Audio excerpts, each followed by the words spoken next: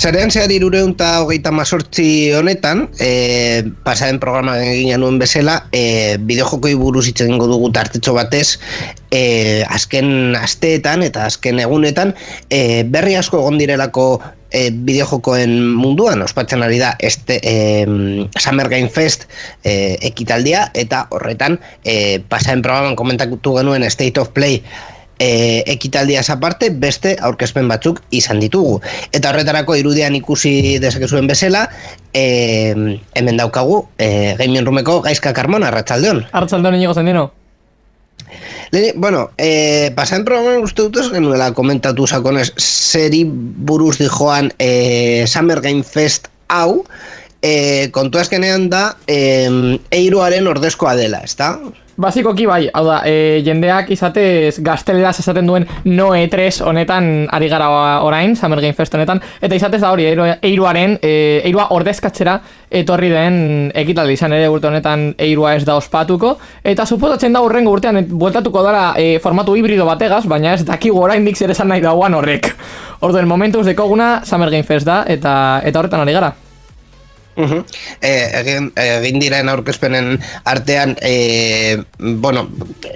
gainera gubiok eman ditugu batzuk zuzenean, batzuk onak izan dira, beste batzuk nahiko txarrak, PC Gaming Show beste kontua izan da. Eta zure sorterako zeuk ez duzu Devolver Digital, Guerrilla eta Wholesome ikusi, baina nik bai, nik ikusi dola zirurak eta ez nituen ikusi behar izan.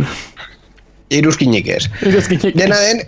Dena den, zentratuko gara titulu handietan eta aurkezpen handietan. Xbox duela egun batzuk egin duelako bera aurkezpena, eta baitaren nahiko ondo gondena izan da Capcomeko aurkezpena beste ekitaldietan edo beste aurkezpenetan ikusi genuena zabaldu zutena. Orain egin behar duzu, benetan egia esan behar duzu, eta esan behar duzu, zeuk Capcom itxaro zenuen, nik Guerrilla itxaro nuen bezala. Hau da, ezer. Espero zenuen izatea txarra ez, urrengoa. Ez. Eta esango dizut zergatik. Ikusi nuen bere aurkezpena hasi baino lehen zein zen planteamendua, hau da nola Capcom aurkezten zuen bere ekitaldia, eta argi geratzen zen ez zirela kontu berriak aurkeztuko, baizik eta ikusi genuenaren zabalera bat eta luzapen bat izango zela. Orduan, planteamendu horrekin, hau da, argi eta garbi geratzen bada hori dela aurkezpenaren planteamendua, sekulako aurkezpena izan zen.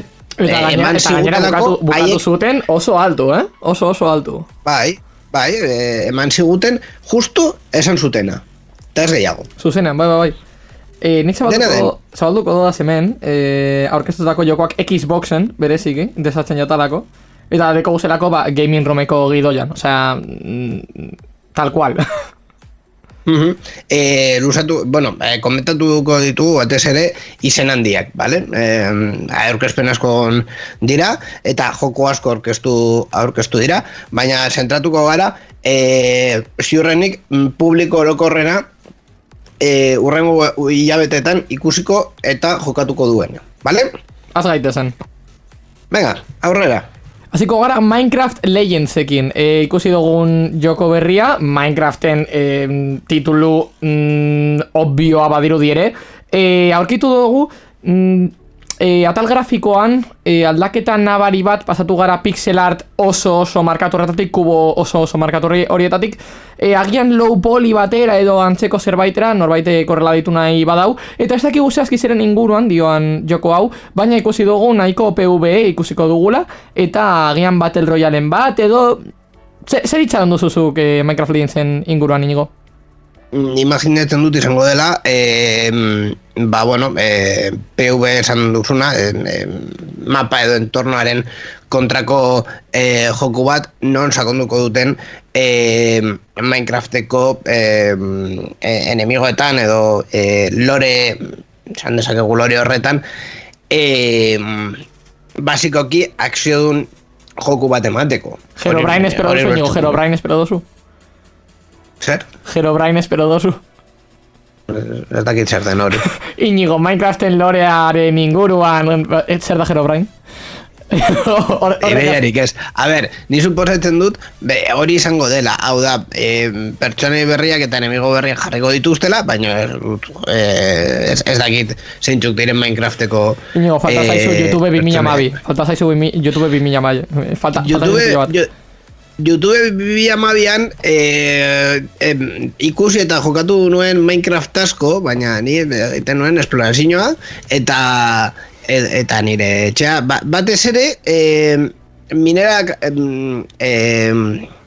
jaso egiten nuen. Mehatxaritza, bai. Mehatxaritza, egiten nuen etxe txiki bat, eta etxe horretan zulo bat egiten nuen bera, mehatxaritza egiteko, punto. Zuzenean. Minecrafteko loreari buruz? Bueno, ez baduzu ezagutzen zer den Herobrine, bilatu alduzu YouTubeen daukituko dituzue milioika bideo. Aurkeztu zitzaigun baita be Scorn, eta gehien gustatu, bueno, ez gehien gustatu zerena, baina bai onenetarikoa izan zen Overwatch 2, amaieran eman ziguten zuzenean bai data izan zela urriaren 4an, atrako dala, early accessa, eta baita be esan ziguten izango zela free to play, eta hau da asko espero zuten zerbait, hau da Overwatch 2 izatez, hasieran egon ziren espekulazio pila bat, izango zela historia modua edo dena dalakoa edo kampaina Overwatch bat jokorako, izango zela DVD berri bat, joko berri bat, ez dakigu zer, ez dakigu bestea, izatez hartu dute Overwatch, modifikatu duten nahiko, hori HUD aldatzeko grafikoak 2022ra gaurkotzeko eta bar, eta zuzenan esan dabe, bueno, multiplayerra, PvPa izango da doainik. Eta ez duzu ordaindu behar izango duzue kampaina modu bat, eta hori bai ordaindu beharko dela, izango dela DLC antzeko zerbait edo, baina multiplayer modua ez da ordaindu behar izango, sentimo bat ere ez jokatu alizateko. Inigo, zer uste duzu honen inguruan? Bueno, azkenean doako jokoak izatea, nahiko ondo dago, ez badute loot boxes edo horrelakoak egongo direz asko sustatzen edo, esan nahi dut, jokoan aurrera joateko ordaindu behar baduzu bai ala bai, pay to win edo hori deitzen dena, bueno, ez dauka graziarik doako izatea, nahiago dut jokuari presio bat jartzea eta horrelako sistemak ez izatea, baina bueno, orokorrean pinta ono zeukan. Overwatch baten lehenengo entregaren hori bidea jarraitzen badute, lootboxak kasu honetan dire skins eta antzekoak lortzeko, hau da benetan aurrean duzun jokalari esan alizateko behitu, izan dodaz 5 urte honeta jokatzen, eta utzi dodaz 3.000 euro, eta zeukez, baina karo, orokoran egiten dena kasu hauetan da, lootboxak erosten dituzu denbora asko badramazu jokatzen. Orduan horiek dira modu bat aurrean duzun jokalariak ulertzeko, denbora asko jokatu duzula eta horren ondorioz ona izan beharko zinatekela. Askotan ez da betetzen, baina alan dabe hori da teorian gertatzen dana. Baina esatez ez da pay to win, Overwatch ez da inoiz izan eta ez da inoiz izango pay to win. Segeiago lortu genuen, Hot Wheels eta Forza Horizon Burst deko War kolaborazio bat edo, eta baita be Forza Motorsport. Ikusi genuen Forza Motorsportan dauden grafikoak direzela beste mundu batekoak. Osea, bai. Inigo.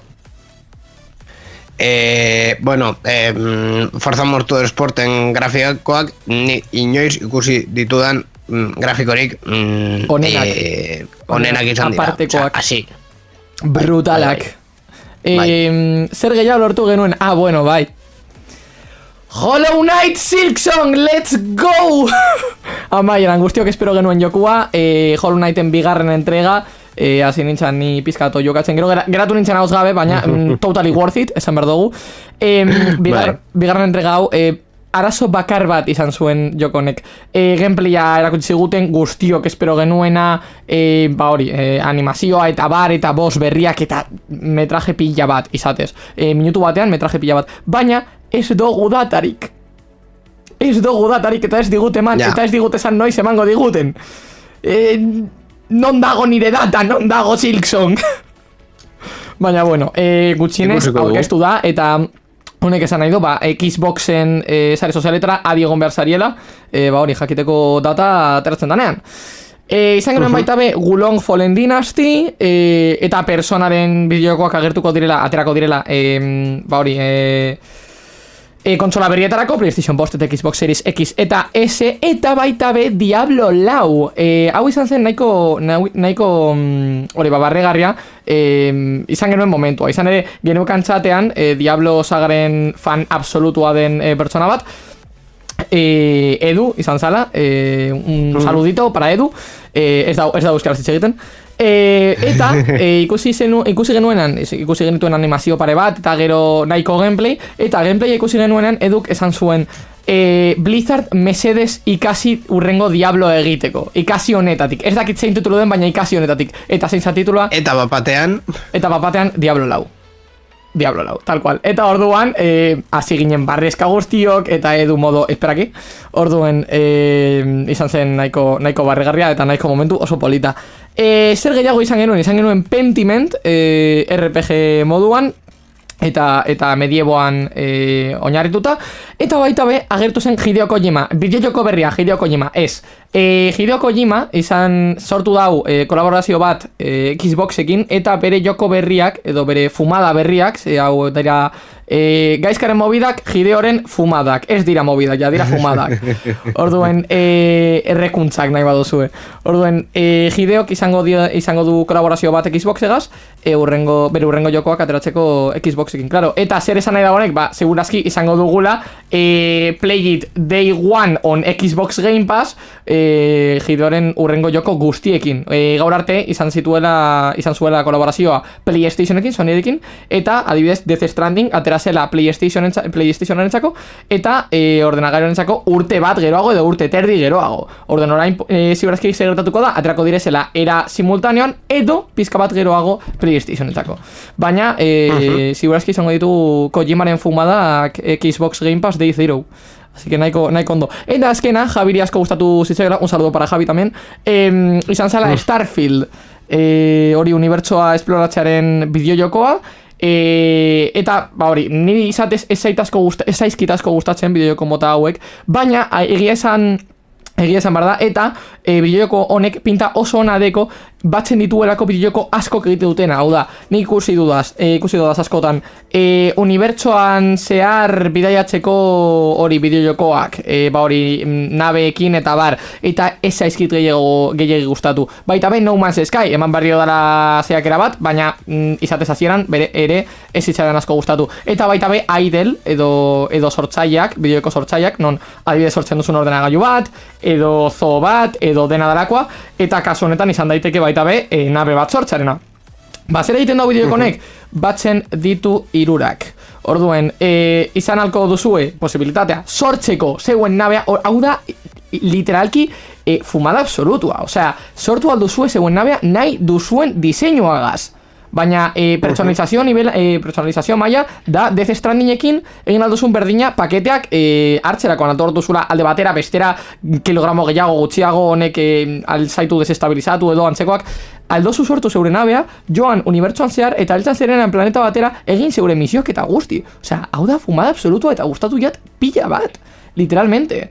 Eta esan zuten, hau zela bideojoko baten jarraipena edo, ez dugu goratzen berizena, baina izatez nik uste dut honek daukala garrantzia oso handia bideojokoak pentsatzerako orduan. Hau da, dekogu alde batetik Forza Motorsport grafiko ezin hobeekin literalmente, eta fizikak ja grafikoekin batera badoaz ezin dugu gehiago eskatu, eta baita be, bideojoko bat imaginatzerako aldean ez dozula zergatik egin behar soilik hau edo bestia, egin aldo da zara 3 batera. Osa, nik uste dut hau dela pausu oso handi bat benetan bideojokoen industriarako, bai grafikoen aldetik eta bai jugabilitatearen aldetik.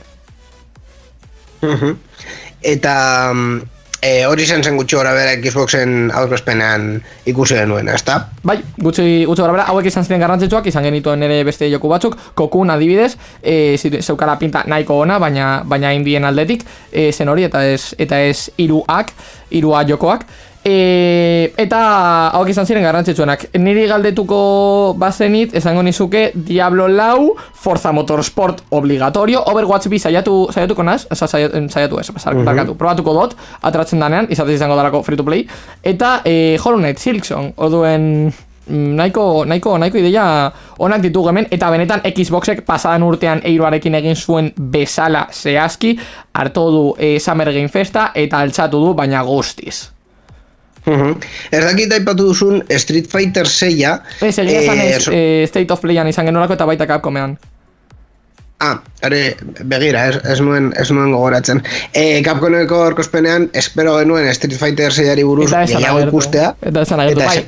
Izatez State of Playan komentatu genuen bezala agertu zan Street Fighter 6a, eta ikusi genuen, hori, PvE eta PvP moduetan agertzen zena, grafikoak eta bar, eta oso politazan guztia, baina guk espero genuen mundu zabalaren gameplay pizka bat gutxienez, pizka bat segundu batzuk. Eta ez ziguten eman. Baina eman zigutena bai Capcomen izan zen Resident Evil 2, 3 eta 7 generazio berrirako literalki gaur. Osa, grabatzen ari garen momentuan. Orduen, ja izango dituzue nahi duzuen tokian. Gaur, zehazki, aurkezpena gertatzen zen momentuan. Claro. Aurkezpena gertatzen zen momentuan zan zuten. Dituzue gaur, orduan, bukatu zuen literalki. Bukatu zuten aurkezpena, Play It Day Zero, baina ez Xbox Game Pass, Play It Day Zero, zuzenean. Orduan, izan zen modurik onena, baina zuzenean, aurkezpena bukatzeko jende asko, que espero zuelako Resident Evil 2 eta 3 gutxienez ateratzeko generazio berrietarako. Hoi izan da gutxi gora bera Summer Game Festean orain arte ikusi duguna. Gutxienez komentatzekoak direnak. Komentagarriak direnak. Komentatzeko merezi dutenak. Beste aurkezpenen bat falta zaitu. Momentuz Nintendo ez du ezer egin. Nintendok ez du ezer egin eta Gamescomean ez da egongo. Orduan, espero dugu zerbait. Agian ez dau egiten orain Summer Game Festean, baina bai gero egiten dau bere ordutegietan, bere egutegietan. Espero dut egitea aste honetan, baina ez dakigu zer egingo duen. Aste honetan, Capcomen aste berdinean.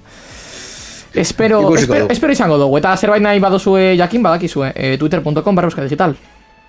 Bai, horretan daukazue bideojokoei buruzko informazio guztia, baita ere Gaming Roomeko saioetan. Por cierto, Gaming Room bere 50. ediziora helduko da, ez da? Helduko da bere 50. ediziora, eta esango dugu dela programa oso atipiko bat, oso kalitatezkoa, eta ez dozuela inork, espero, nirekin hitz egin ez baduzue behintzat. Orduen, ez dozuela, claro, ni lagunekin hitz egin doa, da, nenguruan. Baina ez baduzu nirekin hitz egin, ez dozue etorriko dena, espero. Se vienen cositas, fogito, gauzatxoak etorriko dira, sua, tal cual. Oso ondo. Pendiente gongo gara Gaming Roomeko 50. Edizioaz, eta aurrengo denboraldian ere izango dugunez. Eskerrik asko Gaizka, eta aurrengora arte. Zeuri.